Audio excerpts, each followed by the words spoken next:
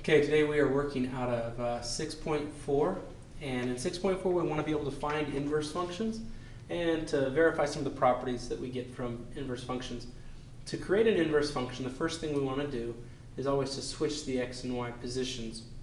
Then we'll isolate y and we'll have our inverse function. So in this case, looking at this equation, I know I've got a y value, I've got an x value, I should switch them places. So x equals 10y minus 28.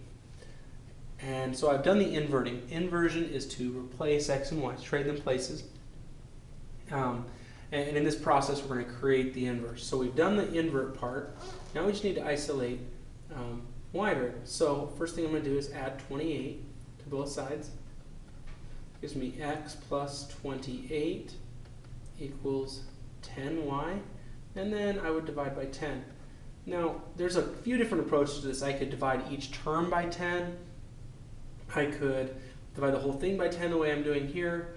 I'm not going to give you that there's a right answer or wrong answer, but you just kind of get a sense of what's expected or what you think could be best. The answer that I'm going to be looking for is x plus 28 over 10. You could also, though, write 1/10 of x plus, 14 over 5. So either one of those is acceptable. I don't know that I did that much in this process to be better than that, but either one of those is acceptable. And that's all that we have to do to find the inverse.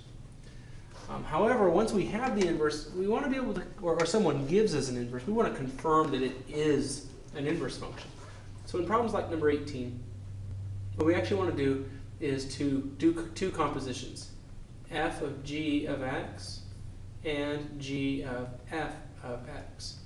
And because this term is what I'm putting an x inside of each of these, and the f and g should be inverses, meaning that they would undo each other, I should get equal to x in both cases. If it was a 3, I should get equal to 3. If it was a 10, I'd get equal to 10. In this case, we'll just leave it as a variable. To build these compositions, as we talked about last time, we need to start with the outside function, building the structure. So this is my structure for the first composition. 1/5 times something minus 1. And I'm going to put 5x plus 5 in place of the x, because that's my g of x function. Then I'll simplify by distribution first. This will give me x plus 1 minus 1, which produces just x. When I come over here, I'm going to start with g of x being the body of the function. So it'd be 5 times something plus 5. And then I'll put f of x in place of x right here and say 1/5 x minus 1. Again, by distribution, I'll get x minus 5 plus 5, which leaves me with just plain x. So both of these worked out to give me x as a value, meaning that they are both inverses of one another. When we move on to 26, again, we're trying to find the inverse, so the first step is, of course, to switch x and y. Keep in mind that f of x is a representation of the variable y. So I can just say x equals -2/5 y to the third. To get y alone, I want to multiply by the reciprocal, so I'll multiply by -5/2. And then those would cancel. I get y to the third equals -5/2 times x, and I just need to take the cube root of both sides. And that's going to give me y equal to the cube root of -5x/2. Now, I can accept this. There's nothing inherently wrong with this answer. We don't really like leaving the root in the bottom the way that it is. And so if I wanted to simplify this out, this would be 2 to the 1/3. So I need to multiply by 2 to the 2/3. And so I would end up with so let's go cube root -5x times the cube root of 2 squared, which is 4, all over 2. And this would end up being -20 inside that cube root 20x all over 2. Either one of these two is certainly acceptable. The text doesn't really require us to go quite this far. I like it, but I'm willing to accept what the text has as well. 36 asks us to just use a graphing utility to test if this is accurate or not, if the inverse is a function. Talk about using a horizontal line test. So I'm going to produce a graph of this really quickly. Turn on y equals, and first thing I need is my absolute value. So I'll grab that of x, parentheses, plus 4. And I produce the graph.